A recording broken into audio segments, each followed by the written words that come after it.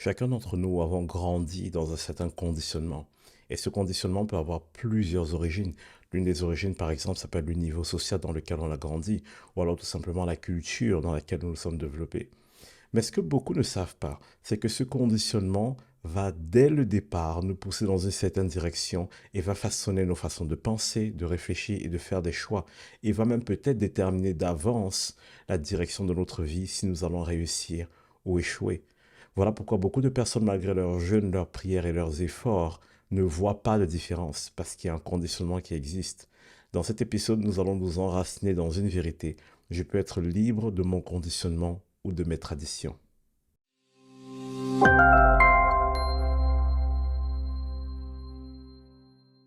Je vais commencer par vous lire ce passage qui est dans Proverbe 22, 6, qui dit Instruis l'enfant selon la voie qu'il doit suivre, et quand il sera vieux, il ne s'en détournera pas. Et ce passage a souvent été lu comme ceci. On dit parfois, ben, tu dois montrer à l'enfant tout ce qu'il doit faire, les choses auxquelles il doit obéir, la façon dont il doit se comporter. D'une certaine manière, on pourrait dire que oui, cette lecture peut être compréhensible. Mais il y a une autre lecture qu'on ne met pas en avant qui, à mon sens, est peut-être plus importante. On dit, instruis l'enfant selon la voie qu'il doit suivre, pas selon la voie que tu aimerais qu'il suive, mais selon la voie qu'il doit suivre. Cela suppose que tu dois observer un enfant pour savoir de quoi est fait cet enfant, de quoi il est capable, quelles sont ses tendances, quelles sont ses envies, quelles sont les choses vers lesquelles il se tourne naturellement et le pousser pour qu'il les développe. Parce que dès petit, on peut déjà voir que nos enfants ont des dons et des talents qui sommeillent en eux. Or, si vous êtes un parent et que vous avez une certaine vision des choses, par exemple la vision du métier, je connais des sociétés où il faut être avocat ou alors il faut être ministre ou ingénieur, et si vous n'êtes pas dans une de ces catégories, bah, c'est que vous n'êtes personne. Le problème, c'est qu'il y a d'autres choses aussi qui sont intéressantes. Et donc, si vous êtes conditionné à être avocat, ministre, médecin, ingénieur et toutes ces choses, et que vous vous dites ce n'est que comme ça qu'on trouvera le bonheur, vous allez conditionner vos enfants pour qu'ils aillent dans cette direction. D'une certaine manière, on peut dire oui, ça va donner un certain succès parce que qui ne veut pas d'avoir un enfant médecin? Ou alors quel enfant serait malheureux d'être devenu médecin?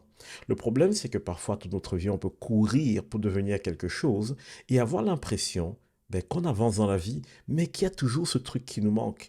C'est parce que nous avons été conditionnés à devenir quelque chose plutôt que d'essayer de découvrir ce que nous sommes, ce qui est en nous et comment le manifester et l'amener à maturité.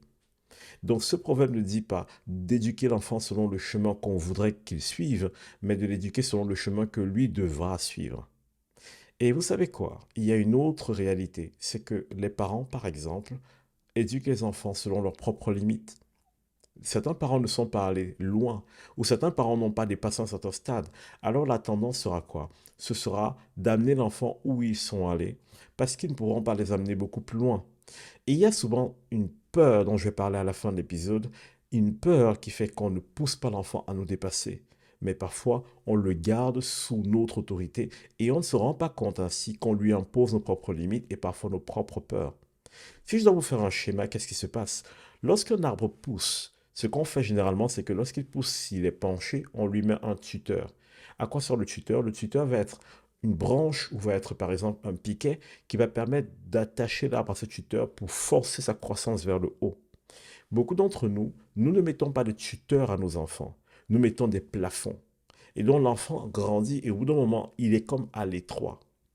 Et donc, il faudrait que nous comprenions que lorsque nous voyons par exemple la rébellion chez les enfants, et je ne dis pas que c'est toujours le cas, souvent c'est parce qu'il y a un choc, un combat entre ce qu'ils pensent pouvoir devenir et ce qu'on voudrait qu'ils soient.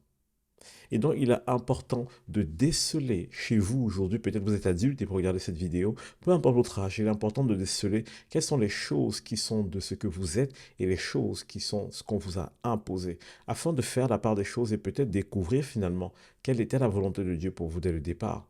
Donc, ne vous découragez pas, il y a un chemin, il y a une issue. Donc, vous devez comprendre aussi que d'autres types de conditionnements sont délicats et nous empêchent de jouir pleinement de ce que Dieu a pour nous. Je vais prendre l'exemple du chauvinisme ou du tribalisme dans certaines régions. Certaines personnes pensent que leur tradition ou certaines personnes pensent que leur culture est meilleure que celle des autres. Voici le souci qui se pose. Lorsque notre point de référence, c'est notre culture, d'une certaine manière, c'est bien, mais d'une autre manière, c'est dangereux. Parce que nous allons embrasser toutes les choses du royaume de Dieu qui vont avec notre culture, mais toutes celles qui vont contre notre culture, nous aurons tendance à ne pas vouloir les embrasser. Sauf que ça ne marche pas comme ça.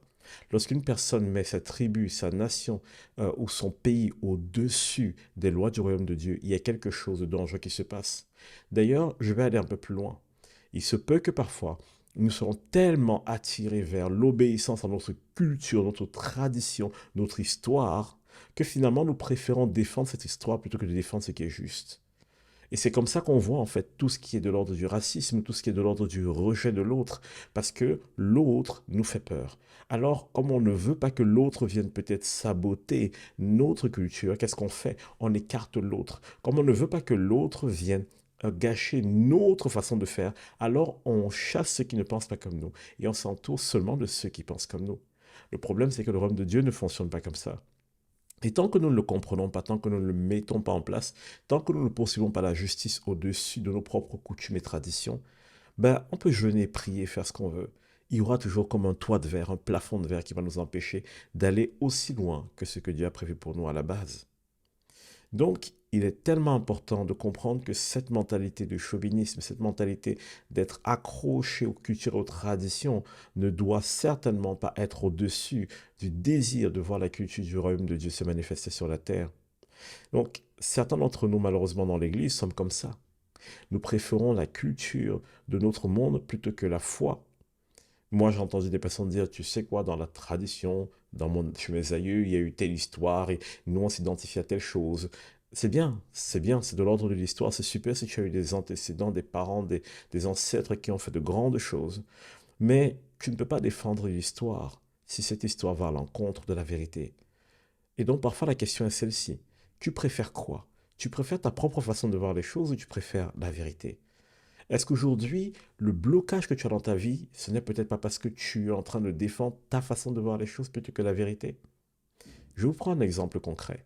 Beaucoup de personnes souvent viennent me voir et me disent, j'aimerais que tu pries pour moi. Ça, il n'y a aucun souci. Et parfois, elles m'exposent leurs problèmes et je leur dis, OK, je vais te montrer une autre façon de voir ce problème et de mettre des choses en application pour réussir à sortir de ta situation. Sauf qu'elles ne veulent pas. Elle veut juste que je prie pour elle pour que, pouf, comme par magie, tout change.